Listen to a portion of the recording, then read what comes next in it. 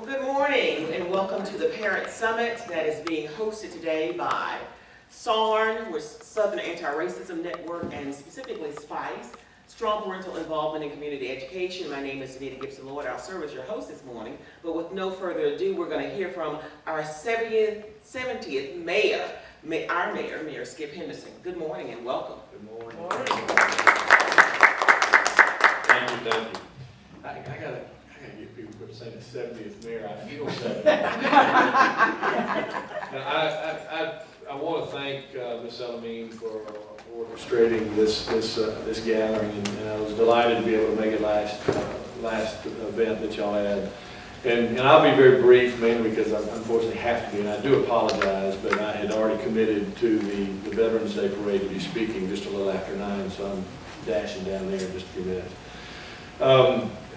The main thing I want to get across to y'all is that we stand ready to help the school district in any way possible to make sure that the kids have a safe and positive environment in which to learn. The two biggest areas of concern for us when it comes to student safety, one is from outside influences that we've seen attack in areas across our nation. It's baffling to me. I wish I could force a ban on all media so they wouldn't eliminate the names of these people, because that's all they're after, is their moment of notoriety, of infamy. But kids have enough to worry about nowadays in schools.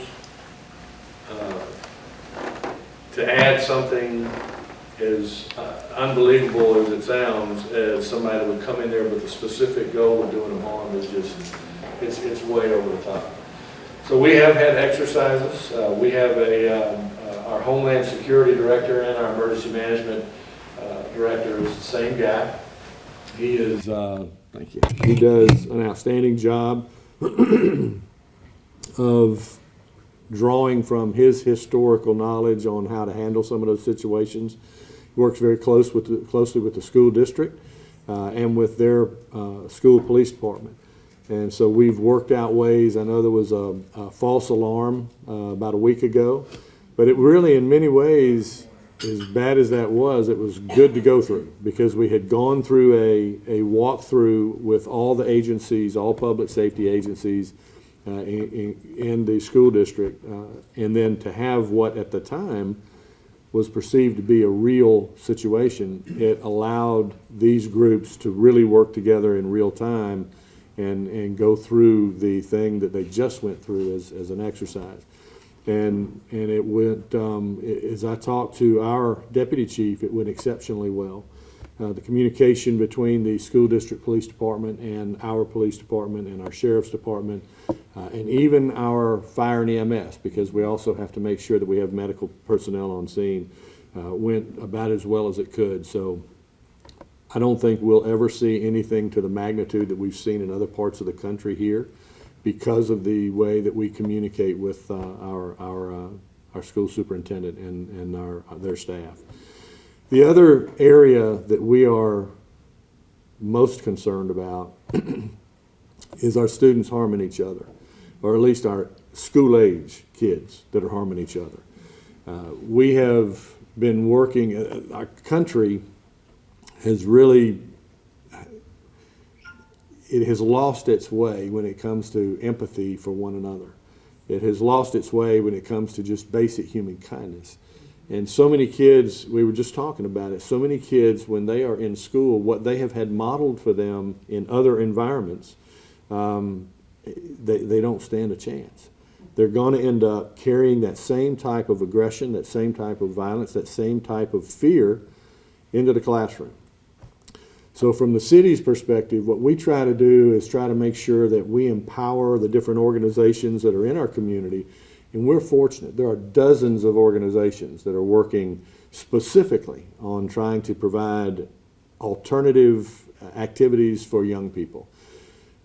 The toughest thing to do as a parent, if you're working 2 jobs, is know that your child is coming home from school and having something productive, something constructive, something safe that they can get involved in. From a recreational standpoint, we have seen over the last couple of years, mainly because of a labor shortage, we can't find people to hire to work in the rec centers. So one of the things we're doing to kind of combat that is we hear from people all the time that we wish there were more rec centers in the neighborhoods. Well, right now we could build the facilities, but we cannot staff them. So what we're working on at this particular point with the Mayor's Commission on Health, we're working on a three-pronged approach. One is to try to go, well, they're all going mobile. They're all going out to the neighborhoods where they can meet them where they are. Because a lot of these folks have transportation issues. Some just, frankly, are indifferent. They think that there's not any help out there for them. So what we've got to do is change that paradigm by getting out there into the neighborhoods and trying to make sure that they know that there are some resources available for everybody. So one of the mobile vehicles we use is a health screening mobile vehicle. We partner with Piedmont and with Department of Public Health so that we can go out there and do screenings for people that possibly have never really had any full checkup type of interaction with a physician. So what we can do is build that database and get them on some regular maintenance that hopefully will head off some of these chronic illnesses and chronic issues that they face when they feel like they don't really have anywhere to turn. Another piece of that is a rolling farmers market. It's a mobile farmers market. We've partnered with the food mill, and we've got we've reached out to a lot of the different community gardens, and they're taking these fresh vegetables and more nutritious foods, because how can a kid go sit in a classroom all day and they be expected to come home, do their homework, and the only thing they've been able to eat during the day is a bag of chips? That makes no sense. So we really believe, as quirky as it sounds, we think that the health of the parent, the health of the child, is a primary driver for success in the classroom. The third thing that we're putting together for a mobile unit is a recreation vehicle, recreational parks and rec vehicle. We know we can't build the rec centers in every neighborhood. So what we're going to try to do instead is take the recreation facilities out to the neighborhoods. So instead of having one location that programs for maybe a couple of neighborhoods, the idea is to take that programmer and take them out to multiple neighborhoods in a week. And in addition to that, we envision it being an opportunity for our public safety people to interact with the young people to show them that they're on the same side. So we can get some of the sheriff's deputies, we can get some of our police officers out into the neighborhoods playing basketball, kicking a soccer ball, or sitting there looking at going through the bookmobile, or dealing with some academic activities as well. So we're trying to remain committed to make sure that we provide these opportunities for the kids. We say that on one hand. On the other hand, we look and we've had 3 pools closed now for 3 years. That's just unacceptable. So we are in the process of putting together the SPLOST list, which is going to include improving some of our recreational facilities, putting brand new pools in where all of those pools are. We'll have community meetings to try to gather some input on what they want those pools to look like. Because not everybody wants an Olympic-sized pool. They want some splash pads. They want it handicap accessible for children that have mobility issues. And we're going to do something a little different this time. When we put up these mega pools, they serve a big part of the community. Well, not everybody has access to them. So we're also going to put in about 5 splash pads. If you've seen the one behind Banks Food Hall that's down there by the river, it's low maintenance. It doesn't require a lifeguard. It's accessible by all age children. So we're going to put those strategically in different neighborhoods so that those neighborhoods have more of a sense of place. Then they'll be able in the summertime to walk. The other thing about the splash pads is pools close, right? So when school gets ready to start back up, the lifeguards go back to school. The splash pads won't have to do that. They can, and in Columbus, Georgia, sometimes it'll be right before Halloween and they're still looking for a pool to get in because of our weather. So we're going to also offer that up to try to give them some opportunities to get involved. We will also continue to use the summer passport. We started that because we were having problems with getting the pools built. Frankly, we didn't have the funding. So what we did is we gave all the kids in Muskogee County School District a pass that they could go to some of the museums, they could go to the Springer, they could go to Westville, they could use it as a free bus pass. So if they needed transportation, they could get a ride going to any of these locations to try to give them something to do during the summer. So what I will tell you lastly is we desperately need neighborhoods to partner with us. Ms. Elamine and SARN and SPICE has been a tremendous ally at trying to bring what I think is the key, and that is the parents and the student and the school all together so that everybody's on the same page making the same decisions for the same reasons.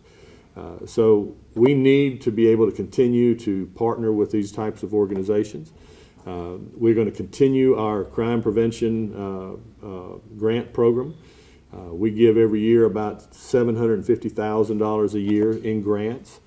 That is probably as apolitical as we can make it because we have specifically asked people like me, elected officials, to stay out of it. So we have a board that listens to all of these requests, and then it is money that is appropriated back to the neighborhood by the neighborhood. So we have encouraged them as well to take a look at all programs. And the only time I've ever spoken to those people was just to remind them that they are empowered. If they see one program that can make a monumental shift in the health and the safety of our young people, to be brave enough to do it. If it takes one program for 100,000 or 200,000, if you know that you're going to be able to get the results you need, be brave enough to do that. So anyway, we do have a lot of programs that we're working on. One thing that I'm excited about, we were talking a little bit about it. We started, when I first got in office, we reinitiated the Mayor's Summer Youth Employment Program to give kids who maybe didn't have any real direction after high school. They didn't know where they didn't have college plans. They hadn't even thought about college. And they didn't know if they were going to work, where they were going to work. So the idea was to try to get them to understand that there is immense value in receiving a paycheck for giving your talents to somebody else. And so what we're doing is we're going to try to double down on that this year. COVID kind of hit us. We kept powering through it, but we were only able to do about 40 kids at a time. I would love to see us get 200 to 300 kids in this program. And I'd like to see us start to empower some of our corporate sponsors throughout the community as well. So we plan on getting back involved with that, and we're also going to use it as an opportunity to give them a feeder program right into a job with the consolidated government. Because as we teach them the soft skills, teach them some of this, some of the things they need to know about work site conflict, how to communicate with a supervisor, because face it, a lot of kids, they really don't know how to react to somebody in authority who tells them they need to do something. They don't mind doing it, but it's never been modeled for them. It's never been taught to them. So we're excited about the opportunities. The Urban League has done a great job of partnering with us, and we're looking forward to taking that to another level this coming spring and summer. So anyway, I went longer than I did, and I'm sure my people are knocking on my window out there.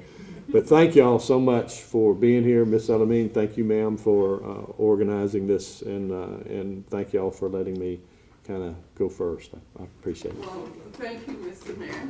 Let's give him a big Thank you. Well, Thank you. Mr. Mayor, we don't want you to leave without taking a photo. Oh, yes, ma'am. Mr. Aaron Guest, if you could come forward, because we want Terica to have this photo. So, folks, Danita, if you could get in the photo, yeah, if you could come out front. Right in front of the podium? Yeah, right in front of the podium. You don't need to advertise the mayor, get that much. Oh, and Mr. Mayor, if you could please take this with you. Okay. The mayor has given us plenty to talk about in terms of what the city, Columbus Consolidated Government is doing, and we'll have more to talk about. For those of you who were with us last year, you may recall that we gave Johnny Warner the Community Historian Award, and we promised that this year we would give the award to a student, Laterica Hatchett of Spencer High School. She can't be with us today, but her teacher is here, So if he could come over and stand beside me, and he can say a few words on behalf of Laterica, if you could say something about Laterica, because we want to make sure to share this picture with the superintendent and the mayor with Laterica, since she can't be here today. So please tell us about Laterica. Yes, ma'am.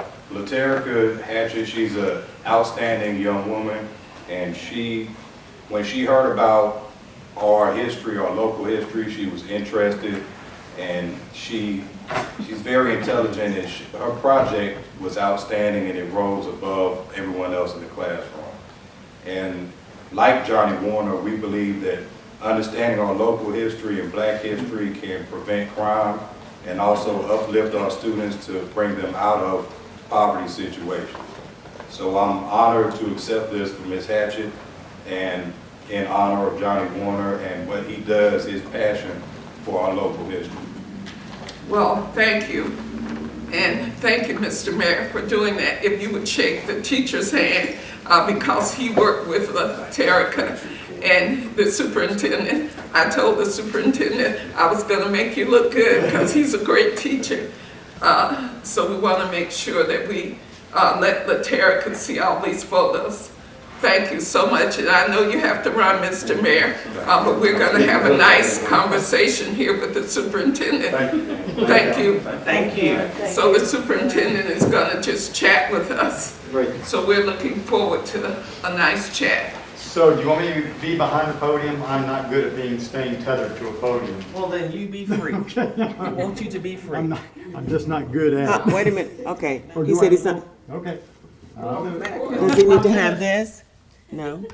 You need him here. Okay, that's fine. I'm looking around at a few familiar faces of the parents here who are totally committed. And I just want to take a moment before the superintendent speaks to say a little bit about the purpose for our gathering today. The strong parental involvement in community education, SPICE project, came to Columbus in 2012. It's taken 10 years. It always takes a lot longer than most community organizers would like, and I can tell you this has been quite, and Jennifer is smiling because she's been around from the beginning. But we're at a point now where I've always said as an organizer, never do for people what they can do for themselves. And it's now time for parents to take the lead. So this gathering is to identify parents with children in the Muscogee County School District or homeschooling, parents with children, to take the lead and form a parents' organization. We've been surveying hundreds of parents all over the community. Destiny's been calling them, Jennifer's been calling them, we've been calling parents over the past year. So we want to be able to form a council of at least 10 parents over the next 6 months to continue that work. Because the one thing I've learned in the 20 years of doing this, starting in Durham in 2002, the one factor in children most likely to succeed in school is the participation of their parents. That's true. And that's especially true in high poverty, low opportunity neighborhoods, which is what SPICE concentrates on. And so part of what we'll be talking about today is funding education at the state level. And I have a handout for everybody so that we can talk about how we can have more money for the high poverty neighborhoods where children are struggling. And the superintendent will probably touch on what the school district has been doing since he's been here, since 2013, right, superintendent? ma'am.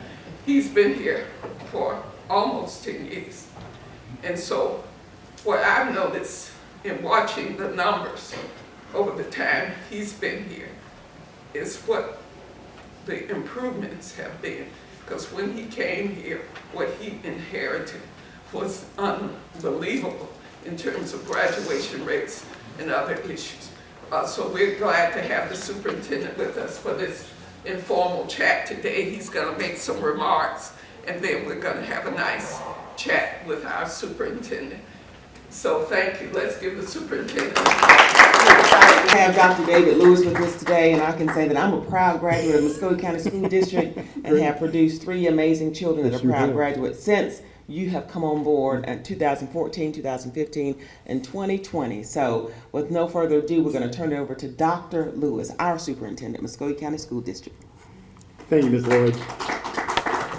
And thanks to all of you for coming out this morning. I know there's a lot going on, and I'll apologize up front because I just woke up to a leak, a plumbing leak in my home, in the foundation. And so at some point I'm going to have to leave as soon as I finally find a plumber who wants to work on Saturday. But nonetheless, I do want to be here as long as I possibly can and share with you some of the information. I'm very proud of what we've accomplished. So I want to thank Ms. Elamine again to echo what the mayor said. I appreciate Ms. Elamine's commitment to ensuring that parents have the resources, the knowledge, and the empowerment to advocate on behalf of their children. And that's going to be something we're going to need. This room, quite frankly, should be overflowing. And yet, here we are. Right? So, we got some work to do. But I am proud to share with you, some of you may recall when I came here, I took 120 days to go out and spend time in the community. Some of you may have seen me during that first initial. I went to churches, I went to community groups, I went to a variety of different places, businesses, Chamber of Commerce, and so on, and assessed what I felt like to be the community's strengths and needs of improvement. And we had both, as all communities do. I then went back and formulated a 32-page document, which is basically my 10-year plan. It's on our website, and identified overarching areas of concern. Also giving and notating in that document the accolades of the district, things they had done, in my opinion, had done well. And there were many of those as well. But there were areas of improvement that needed, and I developed short, intermediate, and long-term objectives under those 4 overarching areas that I felt like were important. And each one of those has, like I said, the short, intermediate, and long-term. Despite the pandemic, and I'm proud to say that, and I go back and revisit that plan at least every couple of weeks. Where are we? How are we doing? What's the progress? This is a byproduct of that. Every year I do an update, and this by no means to be an exhaustive document in terms of our achievements. But I'm proud to share with you, out of all those short, intermediate, and long-term objectives, after 10 years, we will, at the end of this year, have accomplished every single one of them. Thank you. But they're not going to be, there's not an end to it. It's just a beginning. It's a going on, a continuation. But these are some things I wanted to share with you as a result of that plan and the work that has been done through the community, such as passing the East Blast. I can tell you, coming from a state and from a former district where they tried multiple times to pass a 1-cent capital campaign to try and improve facilities in their school district, in Florida, they're predominantly retired people. Their feeling, their attitude is, we're done. We raised our children. I'm not paying any more taxes for somebody else's kids. What a narrow-minded, short-sighted approach that is for our children and for the future of those communities. As a result, many cities in Florida have schools that don't meet code any longer. They're actually literally crumbling in some areas because the state simply doesn't have enough money in their formula, which is something that Ms. Elamine touched on and we will talk about a little bit in detail this morning. But that's not the case in Georgia and specifically here in Columbus. We have passed, I think it's now 5 East Blasts to help ensure the capital. And I want to make sure everybody understands, we can never use that money for anything other than capital projects, meaning construction or renovations, that kind of thing. And I feel really good about, I've been involved in 2 of those now, and I'm going to share some of those things with you too. Far too many accomplishments in that area to spend time focusing on this morning. But you can see schools like the Rainey McCullers School of the Arts that was built as a result of the East Blast dollars. If you have not been to the Otis Spencer Stadium down on Casita Road, you need to go. It is a magnificent stadium and a magnificent facility, and we'll talk a little bit about that as well. But I want to talk about first and foremost, and it's not by accident, looking at academic achievement first and foremost, because at the end of the day, that is our mission. So, the year prior to my arriving, we were somewhere around 67% in graduation rate at that point. As you will look here, this past year in graduation rate, we've now reached 92% graduation rate. And that's a great testament to our teachers, to our school staffs, to our community, and to all those who help support children getting across the finish line. But we're not going to rest till we get 100%. That's ultimately the goal, is 100%. But if you look at this, it has been a continual growth over the last, and I try to use about 3 to 4 years worth of data when I look at this. 86.1% in 2019, then 89.4, 91.2 last year, and this most recent year, 92%. And that's the 10th consecutive year of improvement. But on top of that, the 10th consecutive year we've surpassed state and national averages in graduation rate. So that's a tremendous, and what's probably significantly more so for me, there are the numbers, and then you dig down and you see a little bit further. There is no statistical difference between male and female in these graduation rates, white, black, Hispanic, and other. We have no statistical difference. We're in about 3 to 4% roughly in that area, that margin of error, if you would say. And that's what we want to commit to in terms of equity, making sure that students have the opportunity to be successful and the opportunity to be moving forward. Because I talk about a term called full option graduation all the time. To me, full option graduation means that students are graduating not just with a diploma, but with a focus on being able to go into the military, go right into the workforce, go into some form of post-secondary education or training. Doesn't have to be a 4-year college, and I want to make that really clear. There was a push for everybody to go to 4 years of college and university. That's great, but not every student should or could go to a 4-year university, or at least not right out of high school. But they're going to have some kind of post-secondary training or education beyond that, whether it's certifications, going to Columbus Tech and getting some certifications and those kind of things that help them to move on. And we'll talk a little bit more about that as well. But I'm really proud of the graduation rate, and I hope you are as well. And we've got to tout that, because at the end of the day, that is the end line. That is K-12. That is what we're hoping to do, is get kids graduated and moving on in their career. But it's not the stopping point. We've got to start thinking pre-K through 22, whatever that is. Again, college, post-secondary education, military. Right now, I just met with the Secretary of the Army about 2 or 3 weeks ago. The pass rate, now hear me about this, the pass rate for our military, gaining entrance in the military, is 22%. Meaning they either physically could not pass the entrance requirements to be part of the military or the academic requirements denoted in ASVAB. Now let that sink in a minute. If we have only a 22%, and by the way, we are going to, for the first time in the last 2 years, part of it's the pandemic, but we can't blame everything on the pandemic forever. We got to have to put that in our review, be aware of it, but we got to move forward. Stop looking in the rearview mirror and start looking forward through the windshield. And one of the things that concerns me is none of the military branches have met their quotas the last couple of years. None. There's a lack of interest in the military for various reasons, whatever that might be. There's a lack of physical fitness that they can pass. So all those things go into a lessened national security. You hear me about that? And do you think national security is kind of important right now? The world is not getting any safer. Now, I'm not up here to talk politics, but I'm just telling you, you got to be prepared. And we got to make sure our children are prepared to go into the military if that's what they choose to do and want to do. And we'll talk a little bit more about that in these numbers as well. Next thing on the SAT, which is the one that there are 2 basic college entrance exams, SAT and ACT. Now, a little bit of knowledge about that. More and more universities are going away from requirements of SAT and ACT. I happen to think that might not be a bad thing. I think it's good to maybe have that as one piece of data, but it shouldn't be the definitive measure on whether a child accesses college. I don't know about you, but I'd like to think that I've gotten a little bit better over my last 4 years of life. than where I was when I was 18. A little bit smarter, a little bit more dedicated, a little more committed to my future, right? So I don't think that one single test makes a difference. So the college and universities, and I sit on the College Board's Advisory Committee of Superintendents. There are about 25 of us nationwide.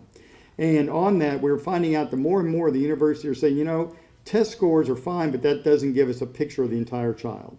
What have they done in school for their community?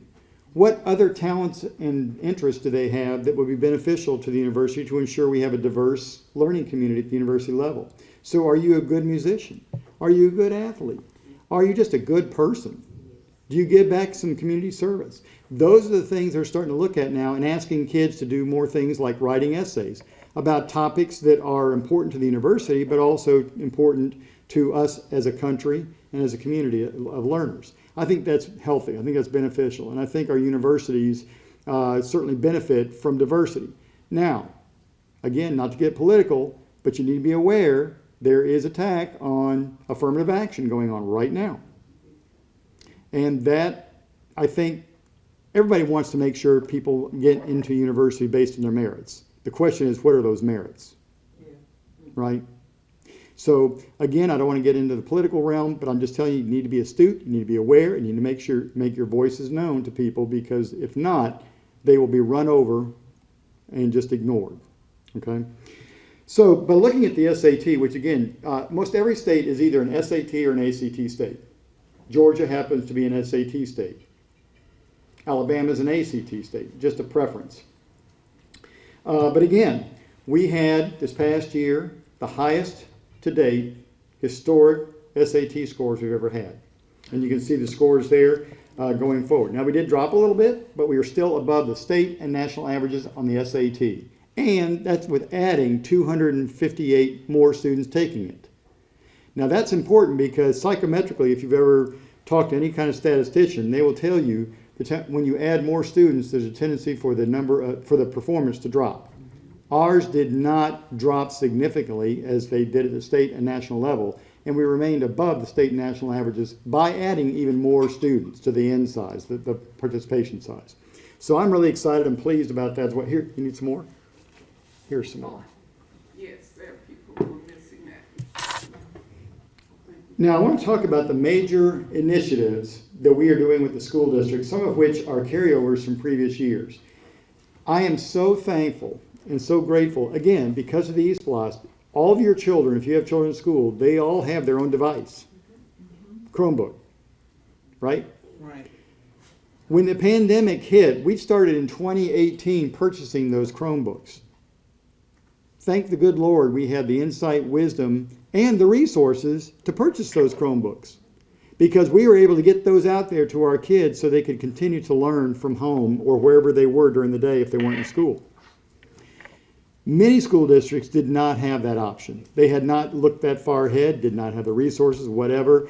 And anybody heard any problems with the supply chain over the last couple of years? Absolutely. Well, I know superintendents who on March 20th in this state, when Governor Kemp shut down the schools because of the pandemic, they put in orders for computers.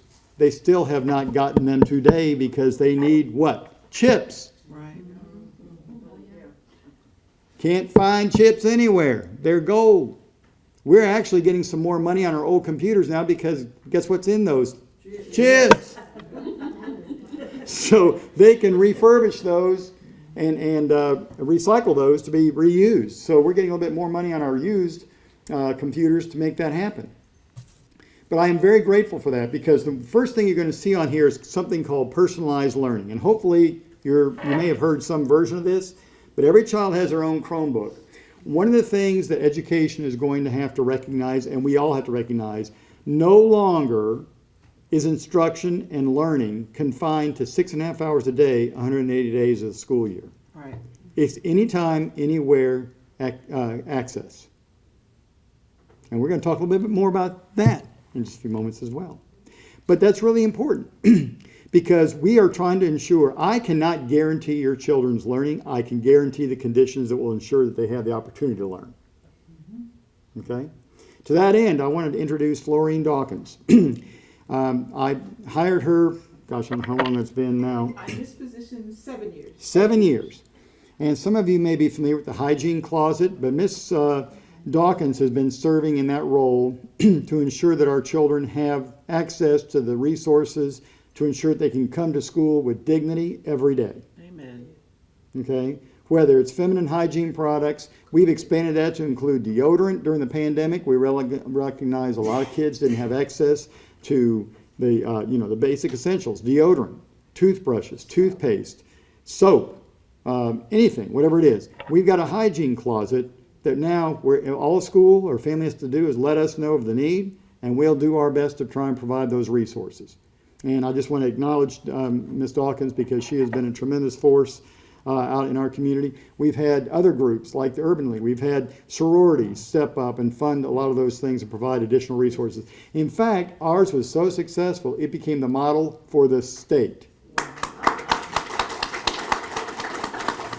And there is now a state-funded line item in the budget for schools throughout the state to be able to have hygiene products available for their female students. Now, it's just the hygiene products, but still, hopefully that'll expand to what Ms. Dawkins and I envisioned it would become. But I say all that to say, we are expecting so much from schools. There's a lot, and I was going to bring in, I just simply forgot it. But I have a list from here to the floor of things that have been added to the plate of public schools to do. Bicycle safety, gun education, sex education. All those things have been added to the plate of schools, none of which we were ever specifically trained to do or expected to do. None of which we were ever commissioned to do. And in many cases, none of which we were ever funded to do. But I can tell you this, after 44 years of doing public school, and I love every minute of it, but it's been very frustrating from the standpoint that every time society fails, they've dumped it back on the public school system to fix it, handle it. It's not fair, it's not right, but it's what we've taken on as our charge, because if we don't do it, who's going to? And why does that happen? Because public schools are still the one place where almost everybody comes every day. Unless you have state-funded vouchers, that allows children to go to private school, parochial school, whatever, on your dime, my dime. Now I'm going to get political, but that's later on in this conversation too. But I want to talk about the Personalized Learning Initiative. It is something that is about building student agency. We talk about voice and choice. We want children to start owning their learning. I want them to go home tired every day instead of these teachers, right? Because right now there's been so much put on teachers and educators to ensure kids are learning. Again, our job is to provide the conditions and qualified people like this gentleman right here that is doing a great job every day in the classroom. But we cannot guarantee learning unless we have the other part of the calculation. And we'll talk about that going forward too. But the personalized learning I'm so excited about with these devices, and I want to make sure everybody's clear about this. Personalized learning has absolutely nothing to do with the devices. Those are just a tool. Personalized learning is about the student setting goals for themselves, even little ones. I'm going around visiting schools in kindergarten, first grade. They have on their Lexia program, which some of you, I hope you've all heard of, okay, or Achieve 3000 or iExcel. These are supplemental resources that can be accessed 24/7, 365 and correlate to our state standards and to reading proficiency. But we have little ones setting goals for themselves with conferencing with the teachers, and they got little notebooks in many schools that have for each individual child. Every time a child takes a test, they go and color in their bar graph on their progress. That's what I want. That excites me, because now it's not just his responsibility. The ownership goes back to whom? The student. Because that's, at the end of the day, there will come a time when they're not going to be in school anymore. But that's a great habit to get into, setting your own goals, monitoring your own progress toward those goals, whether it's budgetary, professional, personal, whatever it might be. I think goal orientation is critically important for children, and that's one of the great aspects and things that we can teach children to do to own their learning. But also, every student in our district has taken a personal inventory of how they learn best. Not all children learn well just hearing a teacher talk about it. Some of them have to do it. Some of them have to work with others. Some people like to be left alone and work by themselves. The reality is, however you learn best, whatever modality that is, we want you to have that. Now that's a change, because the one thing that has not changed much in schools up until we started this personalized learning is most of us went to schools where we sat in rows, right? The teacher taught, and we were receptacles into which the knowledge was poured, right? That model is not going to work for most, or certainly not all students. So, you're going to hear about something that we've been putting into place. It has been 10 years, and I'm proud to tell you, when I talked about that 10-year plan, I knew it would take that long to put it in place, all those initiatives. When I came, we did not have any curriculum resources that were state adopted within the right time frame. We had science textbooks that had, at the time, had planets that had been downgraded to stars, but the books were still talking about them being a planet. We had geography textbooks that had countries that no longer went by that name. So we now have updated every single curriculum program in our school district is up to date with the current standards, but be reminded of the fact things are always changing. So our resources through the personalized learning are updated. Anytime there's a change, automatically updated to reflect those changes, because they're now what? Digital. They're not printed anymore. They're digital. I have parents tell me, why are we doing everything digital? Why can't we just have a textbook? Because the textbook is outdated. And it's not going to be updated until the next time they print those books again, which might be 5, 8, 10 years from now. Or at least until we can afford them. Okay? So we're not going to keep the dog chasing the car. We're running alongside the car. Okay? So that's important. But all this whole thing about personalized learning, you're going to hear about gradual release. Gradual release is a research-based, but more importantly, classroom-proven strategy. You will hear students, if you go into a classroom, or you'll see this over the next several years, because we're retraining all of our workforce. There will be 15 to 20 minutes of instruction given by the teacher called direct instruction on grade level. No matter where the student is, it's taught on grade level, because it's not fair to ask a kid to go sit for a test in April if they haven't seen anything that's on grade level August through March. So 15 to 20 minutes direct instruction of the entire class. Then you'll hear about gradual release of responsibility.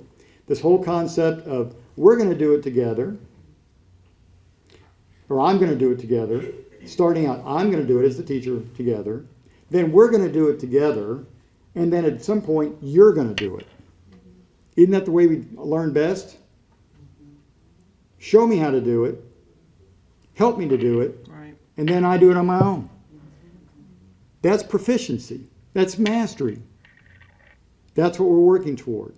And that's a big shift and shift happens. Okay? Universities and colleges are still, most of those teachers and professors are still teaching the way school was back in 1900. Right. If Rip Van Winkle woke up today and came back to most school districts, he'd be right at home.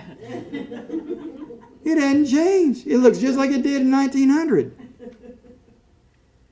Okay? And I have people all the time tell me, oh, I wish we could do things the way we used to do them. Why can't school be the way it used to be? You don't want or need it to be the way it used to be. Because back then, who in here knows what the graduation rate for your high school class, if you graduated before 1982? Do you know what your graduation rate was? No, you don't, because they didn't even keep a graduation rate until 1982.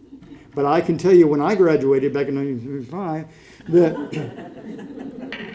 our graduation rate was 52%. I went back and calculated as part of my doctoral dissertation. 52%. And people thought nobody even talked about that. Because back then, kids could drop out of school, go to work somewhere, and make a decent living. Those days are gone. Right. Forever. Which brings us to why some kids are resorting to violence and some of the stuff they're doing out there. They're going to be part, and they're going to join something. And I want them to join my gangs. Amen. My gangs have uniforms and rules. Those gangs out in the street, they have the same thing. They got uniforms and rules. They just teach them how to work around our systems. So we got to give them something better. So I could go. I don't want to go off a rabbit trail. But personalized learning is something I need you to know about, understand, and help others to understand. It is going to look different. And I have parents all the time, I didn't learn this way. No, you didn't. But the world's a lot different now than it was probably when you were in school. Next, P3 2025. So after the pandemic, well, not after, we're still somewhat in the throes of it, but the majority part of it, I recognized, as most people did, children, especially in districts as diverse as ours, had varying experiences as a result of the pandemic. Some, it was a minor inconvenience because they had the resources at home, they had parents at home, they had whatever the reason was, it was a minor inconvenience for them. For others, it was totally devastating because they lost a parent or a caregiver, or their parents lost jobs, or you fill in the blank, all of which you know probably better than I, based on some of the situations in your homes or your neighborhoods. And I recognize that, I'm empathetic to that. But the reality of it is, we can't sit back and mutter in our beer and sit back and think, oh gosh, ain't it awful. We've got to get our kids caught up. And we got to do it with all those 30,000 varying scenarios that come to my classrooms, our classrooms every day. So I went to my teaching and learning department and I said, back in March, I said, I want you to put together a plan, realizing this, coming out of this pandemic, it's going to take 3 to 5 years to get us back to where we want and need to be. But more importantly, beyond where we would have been otherwise. I want something that's going to get us to 80% proficiency in reading and math by the end of 2025.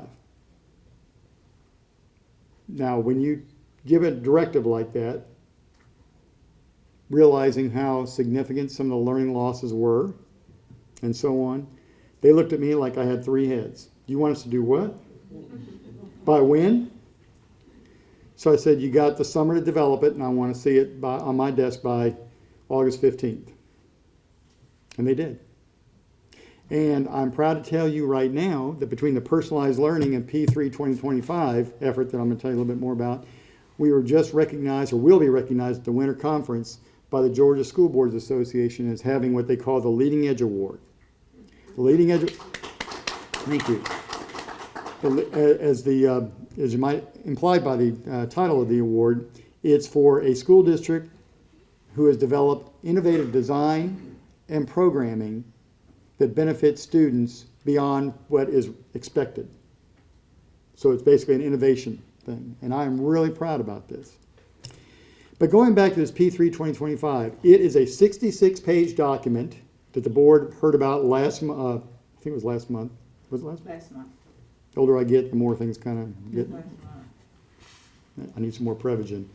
But anyway, but it is a 66-page document that goes back and reacquaints teachers to what good Tier 1 instruction, in other words, quality, that direct instruction I mentioned earlier, what that looks like, what that should be like. Because we can't assume teachers after 2 years recognize that. And by the way, just like every other industry, we've struggled to find people to work in our classrooms, on our buses, in our cafeterias, just like everybody else. Despite raising the salaries and providing incentives, things like that. So we're dealing, not just us, not just our state, but the entire country is dealing with the most inexperienced workforce we've ever had before. Because we have people coming into the classroom who may not have taught before. They may be brand new to the profession. They may have come in laterally from another job to teach for us because they've always had a passion for it, but they don't have the pedagogy. So the P3 2025 lays it out for them. It contains links to all the resources like Lexia, iExcel, Achieve 3000, and all the rest. So a teacher can look at developing their lessons, and it's a one-stop shop. They can go right there and click right, and it takes them right to the lesson they need to talk to, the resources they need to incorporate in their lesson. It's daunting, 66 pages. But the goal is, by the time we're going to implement that with fidelity throughout our district, and the hope and the goal is that by 2025, we will be well on our way to meeting that goal of proficiency. to catch us up. It's ambitious. It's audacious. It's a big, hairy deal. Okay? But nobody ever gets excited about minimal goals. You got to have big goals, right, Miss Elamine? Big time, high expectations for everybody. That's right. CTAE, I mentioned earlier, not every kid needs to go to college, or should go to college for that matter. But CTA, Career Technical Agriculture Education, there are good paying jobs. Right now I'm waiting for a plumber, I mentioned earlier, to come to my house. When he gets there, he's going to make more this weekend working on my house than the doctor I'm going to see next week. Okay? But a lot of people have a stigma about that kind of work. Where that happened, I don't know. But for some reason, way back when, we decided everybody had to go to college if you're going to be successful. My dad, some of you know this, my dad was a brick mason. I'm the first one in my family to go to college.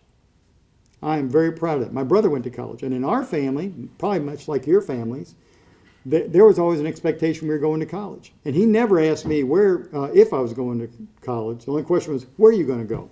What are you going to major in? But that was because that's what he saw for me. And that's what the teachers told me I was capable of doing. But for everybody, that may not be what they want or need to do.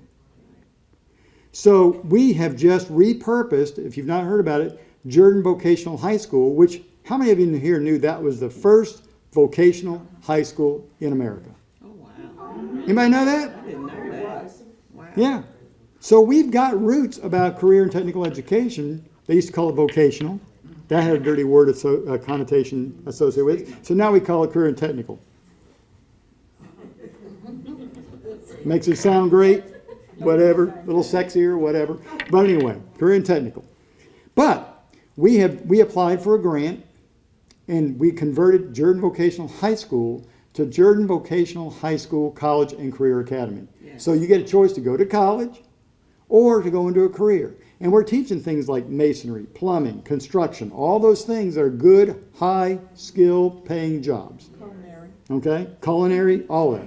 Mechatronics, robotics, that's also there.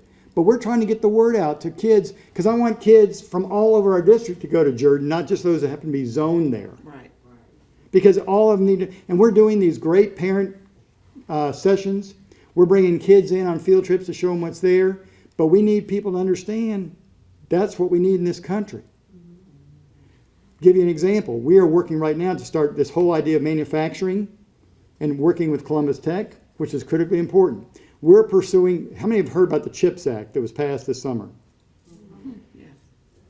90% of the chips I mentioned that we're missing in this country are manufactured in Taiwan.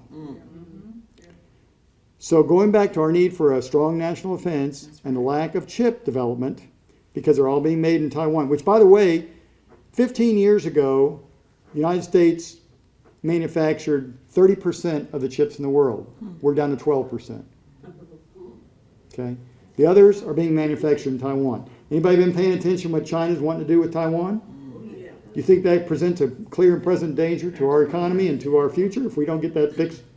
So, President Biden, along with the Congress, passed the CHIPS Act, which is trying to establish 20 hubs around the country to initiate and repurpose manufacturing to focus on chips. I'm not sure if we're going to, we got a very outside chance of getting one of those hubs, but there are going to be some peripheral or residual aspects to the chip development that Columbus might be able to garner for great high-paying jobs. All that goes back to the whole idea about getting kids thinking about that at Jordan, right? So these are the things we're trying to think ahead. What does our community need? What does our country need? What do our kids need to be successful going forward? And it's daunting sometimes. There are times at night I wake up and think about, we got to do this, this, this, and this, and I got to get it all done before, in a quick, fast hurry. But we've got to continue to plug away. But it's so important for our kids to understand. How many of you know robotics? The robotics competitions? Anybody have any kids in here that have been participating in those? 6 years ago, we had 3 robotics teams. We now have 54. Oh, wow. How many of you knew that? Every school has a robotics team. Every one of them. And some of them have 2. Columbus High's robotics team is always, every year, one of the not national, but international top 50 competitors in the world. Wow. That's important. And they want kids to come from all the schools, not just Columbus High. But the robots cost $30,000 a year. So we got to have partnerships with people like Bradley and TSYS and Aflac, and they step up and they help us. And if it weren't for them, we wouldn't be able to do it, which is another great thing about Columbus we need to be proud of. Corporate people give back and help us to help them. So CTAE is really important from the standpoint of the career and technical aspect. But we need to get the word out. I need your help getting the word out. Kids want to be connected to things. And these are great job opportunities that they can be successful in going forward. And we've got, if you have any questions, I don't have time to go through every single thing they do, but we're constantly reevaluating whether it's medical, culinary, construction, mechatronics, robotics, whatever it is. But that's a great lead in to then going on to further training at Columbus Tech or going right into the workplace, which brings me to, if you look down at the CTAE programs, heavy equipment program. We're one of 5 districts in the entire state that got a heavy equipment simulator. That's like the front end loaders, the graders, the loaders, all that kind of stuff. These things are amazing. You can go there and be in the simulator, and the kids love it because it's like what? The gaming they do, right? You do not want me behind a heavy equipment. I crashed that thing within the first 30 seconds I was on that sucker.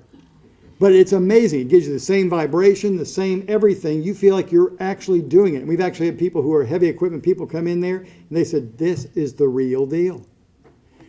Those kids that complete that programming are going to be able to go walk right out of high school making probably $85,000 a year to start. I don't know about you, but I did not start making $85,000 a year. It wasn't until I was 30 years into my career before I was making that kind of money. Not bad. Okay? The other thing, Cyber Start America program. Going back to technology, cyber security is one of the single greatest and most important areas that we can develop in our children. So, there is a program called the Cyber Start America program that we are involved with. Last year was the first full year. Georgia was in the top 5 states in the nation for participating in this. We were in the top 5 districts in the state. And this year, right now, we're in the process of checking where we are. We're number 1 in the state for getting kids involved in cybersecurity. Amen. Very good. That's exciting to me because these are kids who are coming from all kinds of backgrounds, not necessarily always from the most affluent areas. In fact, this particular grant works on incorporating and enlisting kids from impoverished, socioeconomically disadvantaged backgrounds. And right now, Kendrick, Hardaway, Spencer, and Carver are leading the way. So we're trying to give our kids opportunity. Again, create the conditions. I can't force a kid to go in there. But I can give them the opportunity. So that's important. Going back up, Lighthouse Virtual Academy. When the pandemic started, this was actually in my first 10-year plan. Way back in 2013, I saw the need for virtual instruction. It was a wave that was coming because there are kids who have autoimmune deficiencies. There are kids who just have struggles in a regular mainstream environment. But they can do things on virtual to make sure they can be successful academically. So I wanted to develop not just, now most districts in the state of Georgia, and frankly throughout the country, buy canned curriculum from a virtual or an online programming vendor. It's canned curriculum, not necessarily specifically aligned to the state standards, whatever. I did not want that. I wanted us to have our own MCSD virtual franchise taught by our teachers for our students. We started this year, focusing on just the 9th and 10th grade.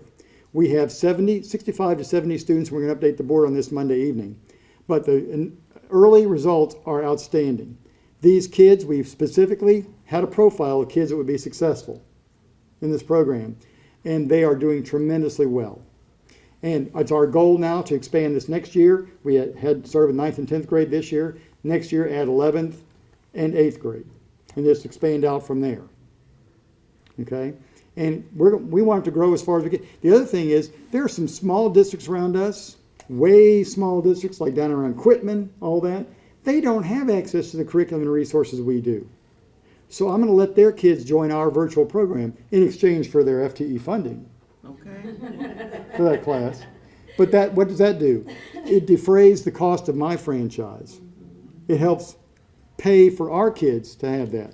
So I'm all about that. That's a win-win. They get access to curriculum they don't have. I get funding. It helps me continue to promote my program and build it.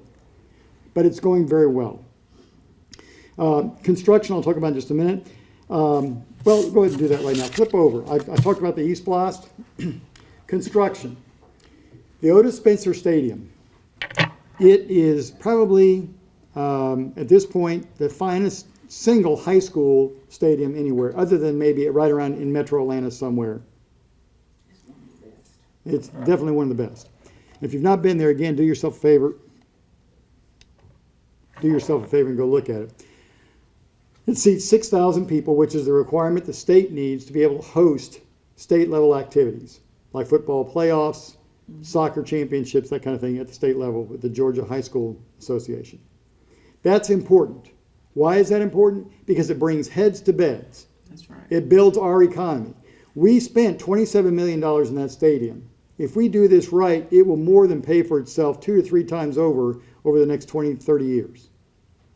But in addition to being a great athletic facility, which, by the way, it is the only one south of Atlanta in this area that is big enough, has the right dimensions to have a full-size soccer field and lacrosse field, as well as flag football for girls. So we are putting our names in, and we invited the executive director from GHSA to come down when we did the ribbon cutting. He was in awe. And he said, we are going to be encouraging you to put in bids to bring those tournaments to us. But in addition to that, because some of you may know, I'm a recovering high school band director. And there is not a place in the Southeast outside of Atlanta or Birmingham that has the size and the construction requirements to host marching band exhibitions and competitions. Oh, wow.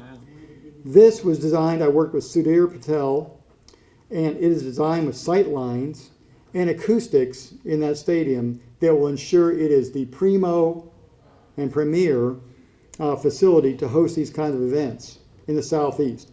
That's important because how many people want to go to Atlanta? How many people want to go through that travel and so on in Birmingham? So they're looking for some place other than that they can leverage the cost because they know they're the only ones. So what do? The prices for the hotel rooms and all that? Jack them up. So I'm going to undercut them. But we got to do some things here about building hotels because when people come, they bring 10,000 people. Once you get a competition to that level, 10,000 people. What do you think that might do to restaurants, hotels, all that? But we got it. Now, I purposely picked that stadium site where it is. Why did I do that? I told you when I came here I was committed to making sure a rising tide raises all the boats. We built the brand new Spencer High School where it is. I was told I was crazy for doing it there. And I'm really proud of that facility. Again, if you haven't been in that school, you need to go see that. It is the top technology school anywhere as far as, and just beautiful in my opinion. But Otis Spencer Stadium is built there. Why is that? The city is already working on streetscaping that area. As we continue to enhance I-185, what do marching bands with 18-wheelers want? Easy access to what? Freeway. Think that's going to be something they're going to be taking into account? Absolutely. You betcha. Rather than trying to maneuver downtown Atlanta. This is ugly on my face. It's not stupid. Okay? So that's why we've done that. But it's also a commitment to revitalizing that area that the city and I are working closely with that. It's great. And it's just the beginning. And go through all that. Something we have to do that I want you to be aware of is restructure our school boundary zones. We have not rezoned our school boundaries in over 25 years. 25 years. That's something that really should be done every decade, or at least evaluated every decade. Most of you know that our population has moved north and east. And yet, we have kids that are having to be bused from here, and some of them are sitting on a bus as much, if they go to magnet schools, as much as 3 hours. They're on a bus longer than they're in the school. That is not morally or ethically right. Now, I would have done this sooner, but I'm going to be honest with you. Most superintendents, if you do that in your first 3 years, there won't be a fourth. Okay. Because it's contentious, it's ugly, it's all the things that no superintendent wants to take on those first 3 years when you're just trying to get your feet under you. Okay? But it's got to happen, and people have kicked the can down the road for a long time. And I'm at that point in my life when I'm just tired of dealing with things that should have already been done. Now, it's going to be contentious, and nobody likes change except a wet baby. So, we're going to make change. Now, the reality of it is, it's going to provide, first and foremost, it's important because I want to make sure kids feel connected to their school. If they can't stay after school to be participating in athletic events or robotics teams or music events or whatever, they're not going to feel a connection to that school. Right. They're not going to feel a sense of tradition or honor, right? So we've got to shorten that back up and get them to where they can stay and get home at a reasonable hour instead of staying on a bus for 3 hours or whatever. Okay, that's important. The other part about that is to a lesser effect, but it affects everybody in this room if you have anybody on buses, is efficiency. We have 300 buses that ride every day. By the way, do you know how many miles our buses travel in a year?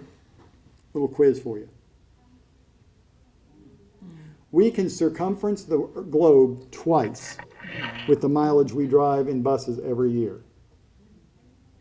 Just let that wash over you for a minute. Okay? So when I got here, the bus fleet, over 50% of it was 20 years old or older. How many of you driving a 20-year-old car?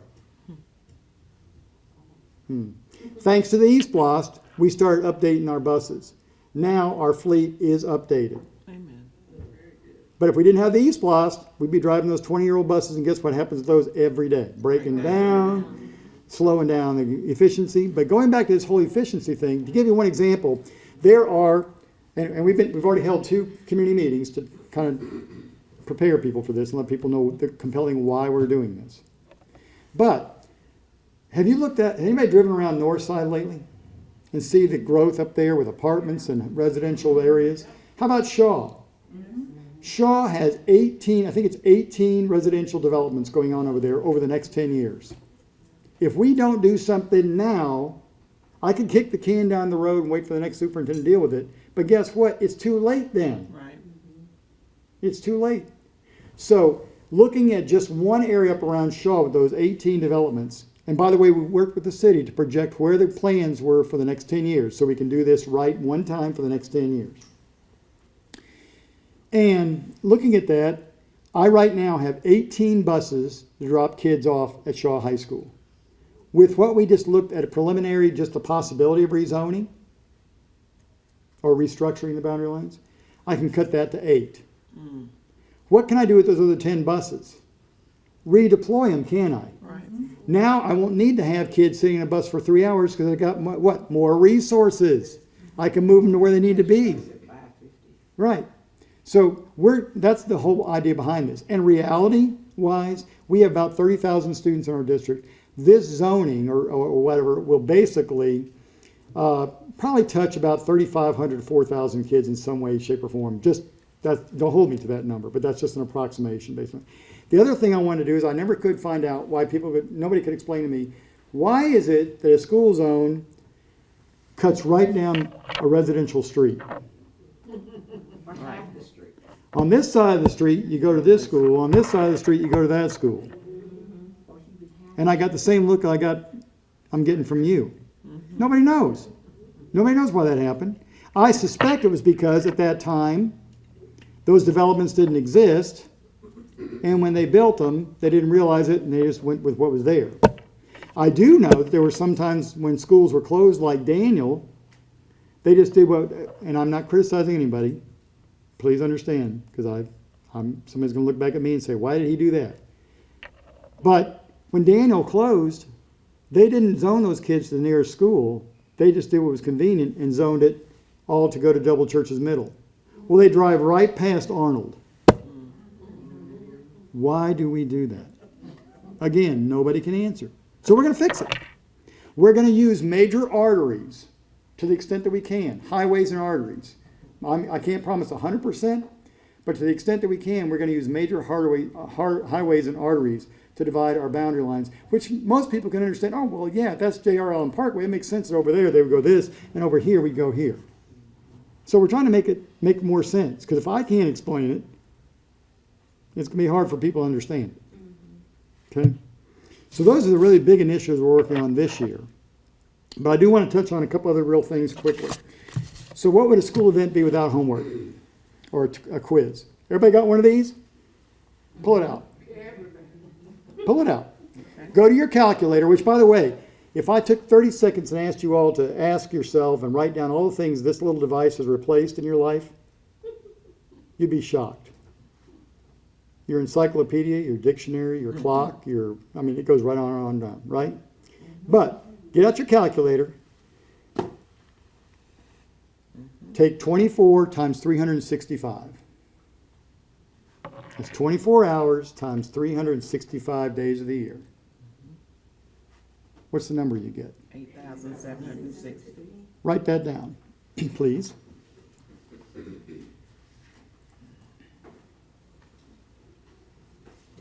Say the number again. 8,760. That's the number of hours in a year. Okay. Now, next part of the equation.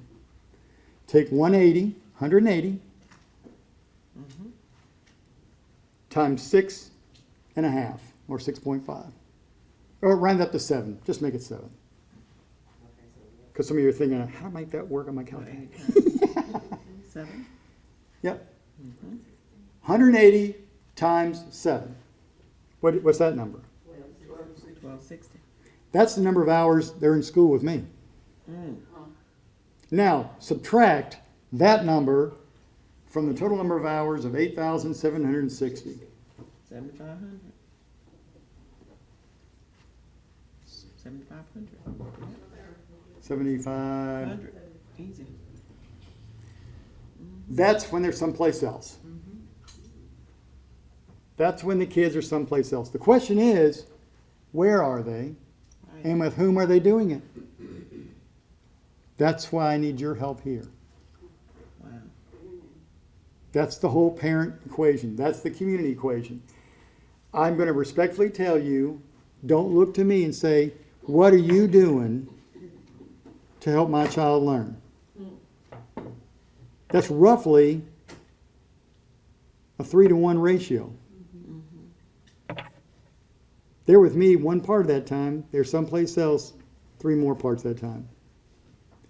There used to be a time in this country when the other 2 legs of the stool besides the school were the community, which include the faith community, and home. Those are the 3 legs. Home, faith and community, and school. Now, here are some statistics for you. In Columbus, how many, and this is not an indictment, I just want you to know, what has happened to our families? Our families today the way they were back in 1950? Now, I'm not saying that's good or bad, I'm just saying they're different, right? Different dynamics. Do you know that in Columbus, 58% of the children born are born into single-parent families? So, again, I'm not saying that's bad, but it changes the dynamic for that one parent, doesn't it? Because they're still dealing with these same 8,760 hours, right? That's right. Okay. I say all that and just let you know that, and then let's talk about, that's the family. What about church and faith? Are more or less people going to places of worship? Last.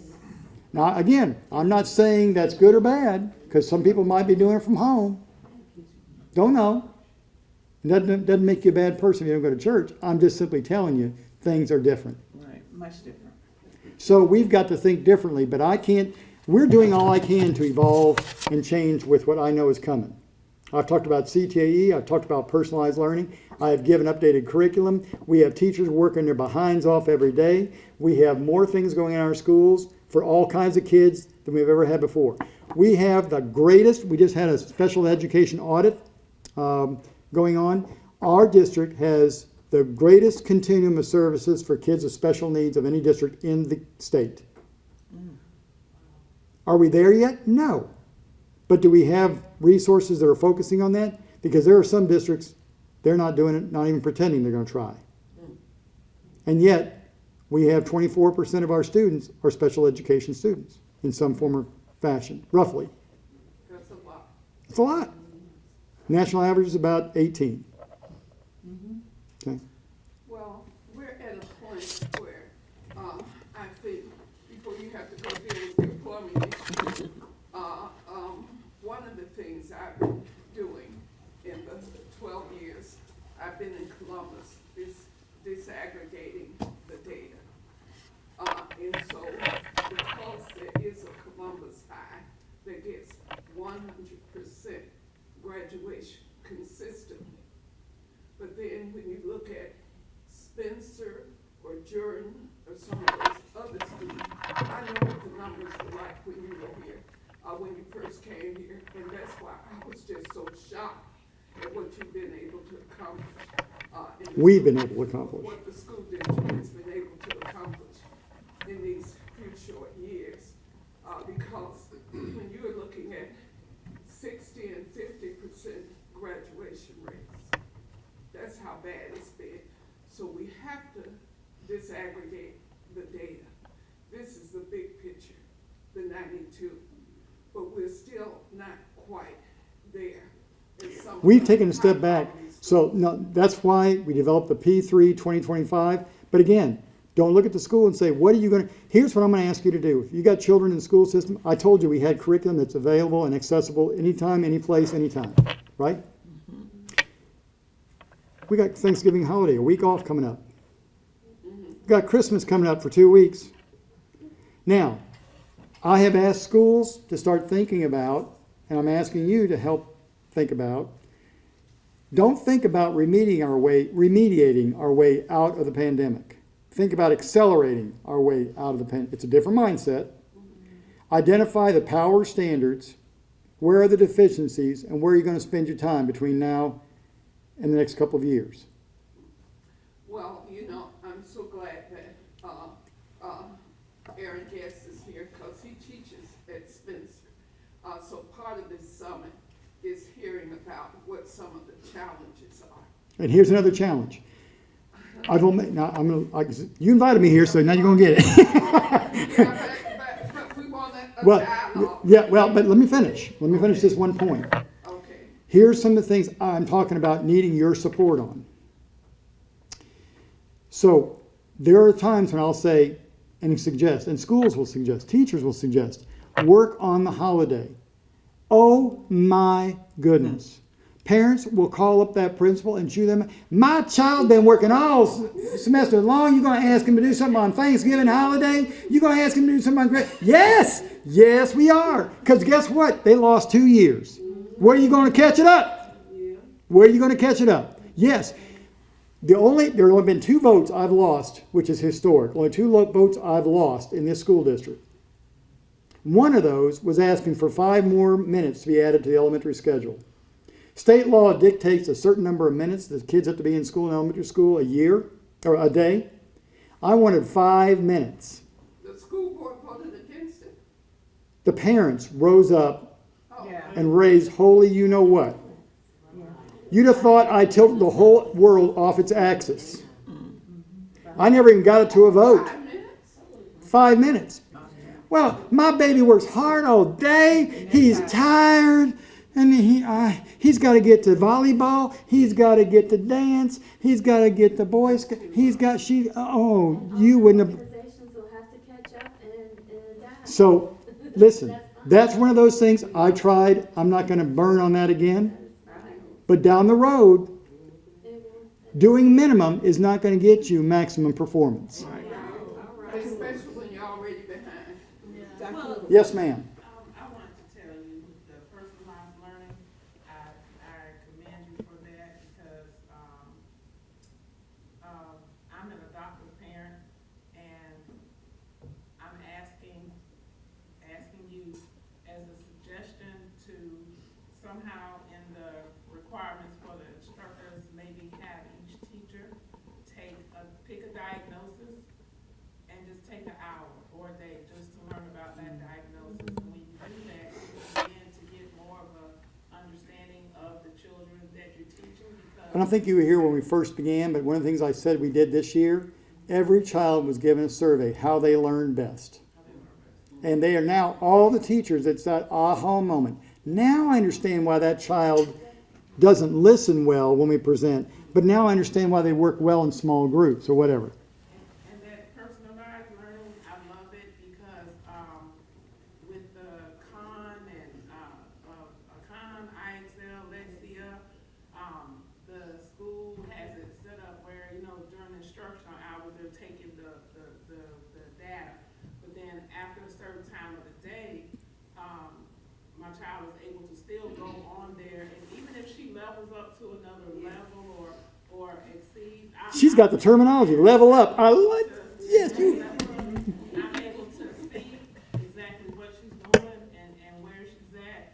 And, my concern is not so much of them not counting that because it's after school, but just to see myself, But you're engaged, that's what I'm asking to do. If no parent has to be an educator, but every parent can ask questions, how are you doing? And just talking about how important it is to get a good education. And when you go there, be respectful. Because I talked about the lack of teachers.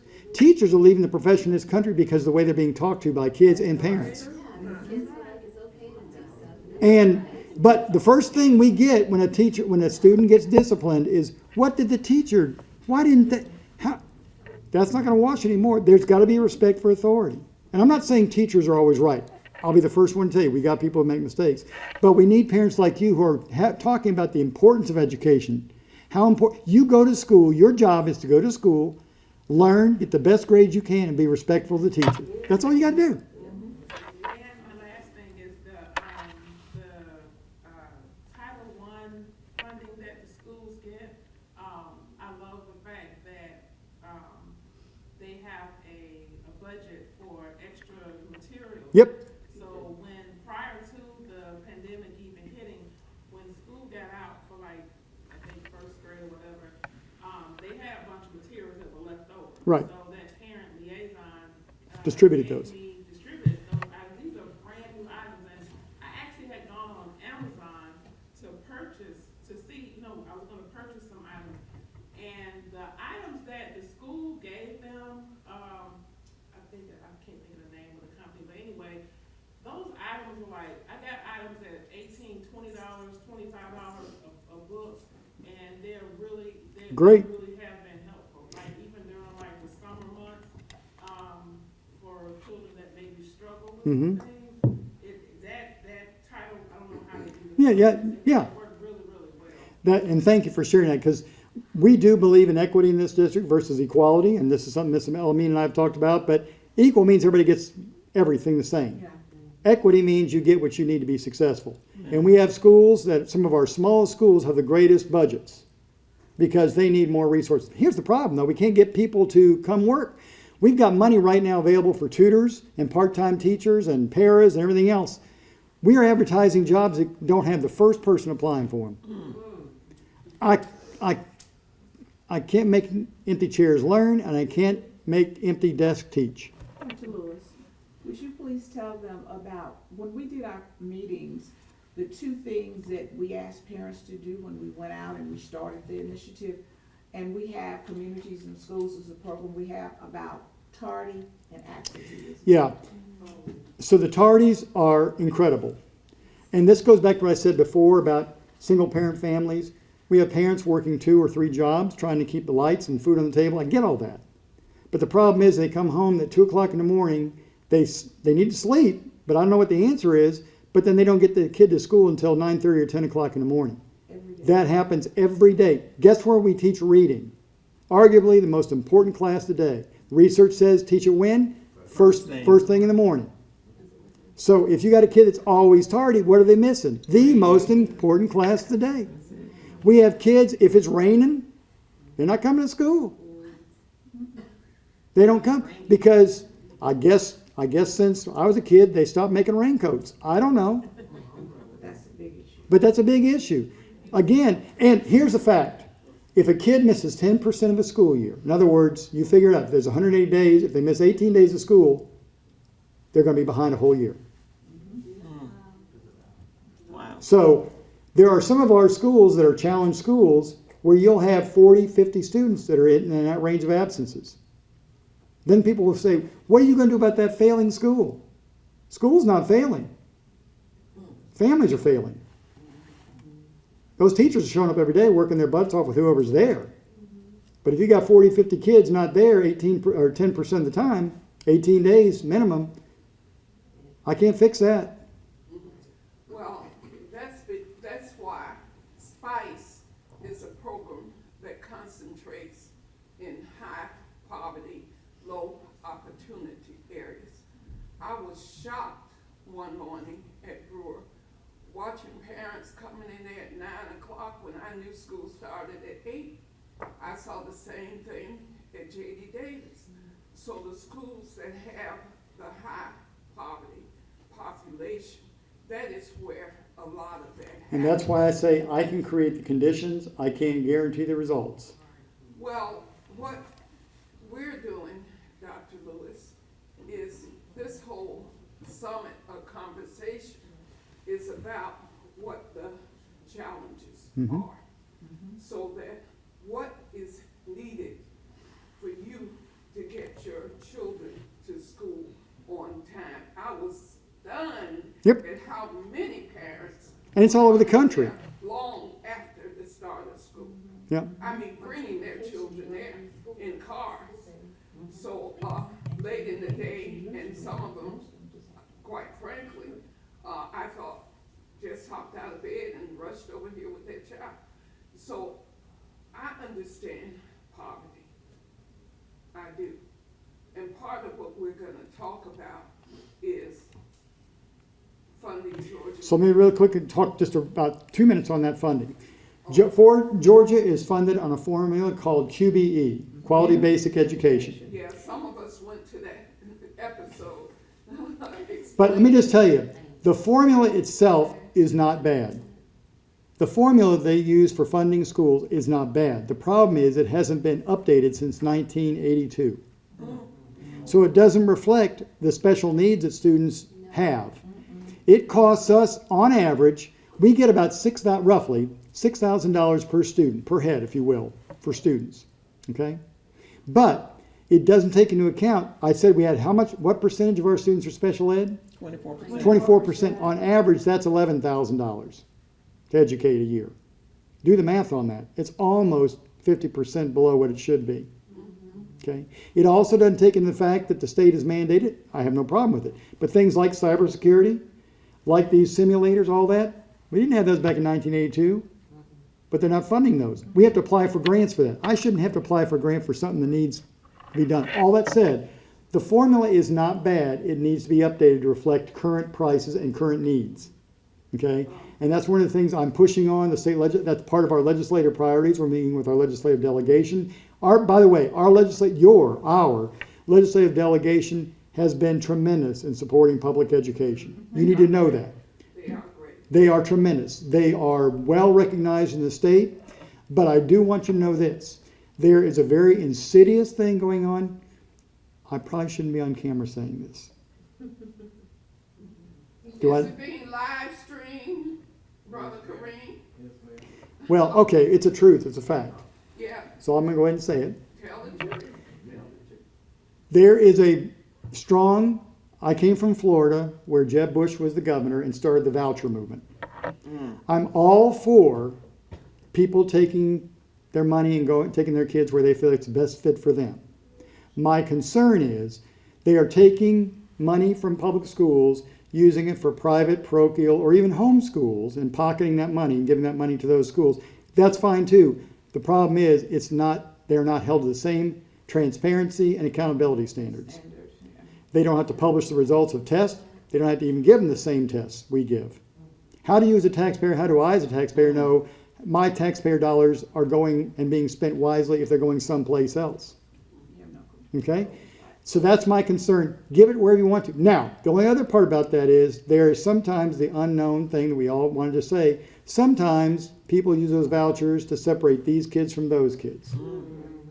You decide and tell me, you fill in the blank of what these and those are. It might be black, white, might be rich, poor, might be, you fill in the blank. But that's exactly what sometimes that is done. We need all of our kids, because I'm going to tell you, there are not enough private schools in the country to educate all of our kids. Right. And we need to make sure public schools have always been the foundation of this country's republic, and I hope it will continue to be, but we need to make sure we have champions for public education every bit as much as any other facet out there. And I just want to make sure that if money goes from a public school entitled, if funding for a public school child is going someplace else, then they should be held to the same transparency and accountability standards, meaning that they have to show their budget where that money was spent, just like I do, Right. and show exactly how they're doing. Can I counter on that? Okay, because I speak as a mother with a sometimes difficult child with special needs. Part of the issues that we are having, and I know you can't fix that without, you being, without you acknowledging it, we're not getting the services we need unless we start paying into money to advocates and lawyers. I didn't get my help until I had an advocate. And then when I invested in an advocate, then I got services. That was a whole year of school missed and intervention that I had to make up for. And so when you have a child with special needs and challenges, you're going to go wherever you can to get that help, because you're not just fighting the school district, you're fighting Social Security, not getting the disability you need to pay for those services because IEP doesn't meet the diagnosis. You're not getting federal or state funding, even local funding, if the IEP doesn't match the diagnosis, which means you don't get the Medicaid you need, which means you don't get the services that are covered by Medicaid. And it's an ever-growing problem. I see the highs and lows. We were getting somewhere to where parents weren't fighting as much, but we're starting to backtrack and going back to Because teachers are leaving the profession. it's I don't. not- it's- Well, I have the facts, so let me just tell you. We have in our special education classrooms, people are leaving the classroom because there are parents and advocates, quite frankly, who are so nasty in some of those meetings. I ended one the other day because there was a parent and an advocate that was so nasty and actually started name calling. We're done. No, that's not necessary. These people over here are working their behinds off, and I'm not going to subject them to being humiliated and embarrassed and that kind of thing. Now, your child's needs and everybody's child's needs need to be met. Sometimes there are differences on what is expected versus what the IEP actually says. There are also, we have a brand new SPED director, which by the way, there are 32 vacancies in SPED directors for the state of Georgia. They're not, and there are nobody to fill them. So one of the things we're doing is we're contracting with vendors who can fill in that void because we don't have people that have the expertise in it until we can get them in there. But that said, we've got to work better, but we've got a new SPED director and she is working, I can tell you, she's working right now on a Saturday, and she worked yesterday on Veterans Day, trying to clear out IEPs and making sure up to speed. So they are working on it. It's going to take us a while, but that's where we need the partnership and wait and be patient, not to the point of losing a year's worth of instruction. I'm not saying that at all. Okay. We also need to make sure that people, like the educators as well, are, they're clear on what the child find law is. A parent shouldn't go to a teacher. It's not like when you're in this midst of everything, you're not gonna know, okay, I need to look at the school district's website on what the policy and procedure is for getting my child, special education help. You're having parents who are being told they're waiting until the child gets their clinical diagnosis, which can take 6 months to a year now because of backlog. And then they're not getting services because they're still in gen ed, not getting the... And that's by law. Exactly. Now, one of the things that I feel that would help is we need to start making state just as responsible. Because Preach on. HED, they're tasked with helping and outreaching to the communities, which they are not. So I think one of the things. Well, that- again, and I just want to say one thing real quickly. Because of those inexperienced teachers, there are some that are still having to learn. Some of them will be just a little bit ahead of you, or maybe even behind you, because as a parent, you know more things. We're going to be patient with them because, again, there'll be teachers who say right up front, I know I don't know. I'm learning. I'm willing to work. I care about kids, and we're trying to do our part. But for today's purposes, again, one of the things, and you're going to hear from Dr. Poitras, who is our new SPED director. She is going to be setting up some parent, I'm not sure what she's calling them, parent advocacy meetings or whatever. But she wants to be with parents and talk about, to identify, just like we did a few years back, when we had a different SPED director, but she wants to hear it for herself. What are the issues, so she can winnow it down and figure out, these are district responsibilities, these are state responsibilities, these are parent responsibilities. How do we work together? Because fighting each other is counterproductive and will not get us where we need to be. Yes, ma'am. I'll go back to one of the other points you made about parents having a problem with their kids working on the holidays through holiday breaks. But the problem they don't realize, if your kid goes to college, they're working through that holiday break, studying for finals. So this delusion that your kid can't work through this holiday break sets them up for failure if they go to tech school or college, because they're gonna be studying during that time. Yes, ma'am. As well as, you're right, a lot of parents don't understand how important their involvement is. I'm part of the PTA at my child's school, and I can say some of them parents on that board is delusional. Because they have this us versus them delusion about north side versus south side. When we did the redistricting rule, I was told, well, that doesn't affect us in Midland, but it does affect us in Midland. It's the whole district. And we have to get parents to understand, it is not north side versus south side, east side versus west. We got to put all that It's aside. us. We're one district. Yes, sir. You've been patient. I got a question. My kids go to Brick Bay. Yes. 4th to 2nd grade. What is the statistics based off of two-parent household and the success rate and compared to a one-parent household? Do we have that? I can tell you what it is nationally. I can't tell you here. I can tell you nationally, it's significantly different in a two-parent household for lots of reasons, because there's more resources. Somebody else can take over, the parent meetings, making sure the kid gets to school. Nationally, I want to say and that's been a while since, so don't hold me to this, but it's almost a 78% difference in success. So I would second that to say a lot of, I think, the problems that we are having is the household. Like we stated earlier, it's more involvement with the parents, because I have a self-employed. My wife takes care of the kids. But when I'm running and I see that she's stressed out from helping the kids, I'm able to step in to advocate for her in the respect of making sure that they are able to do what they need to do for school. My kids love going to school. They go to St. Elmo and everything. But they wasn't born that way. Right, It was Exactly. developed that way. right. And I feel like, honestly, Picture it's this. driven off of the both of us. But even a single parent, how many in here have heard the program that's being done by the Columbus 2025 initiative called The Basics? They The have ba- it at the housing authority, they use it there. Absolutely essential. That helps from basically in utero to the time they go to school, helping students and parents to do something with their children at their early onset. Here's what I want you to picture. Just use this analogy, and then I'm going to turn it over to, I'm so sorry, but this is so, I just love having the opportunity to talk with you all and engage with you all.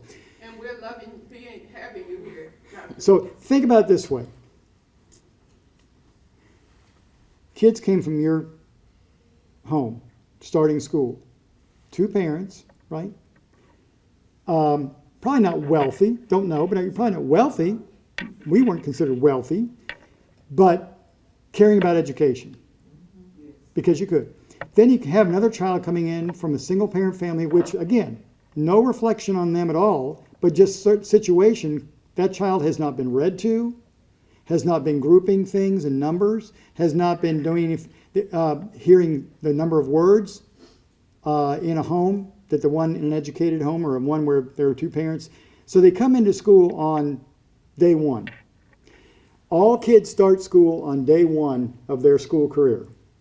Think they're lined up on the track, the starting line of the track. Gun goes off. Right? They all start running.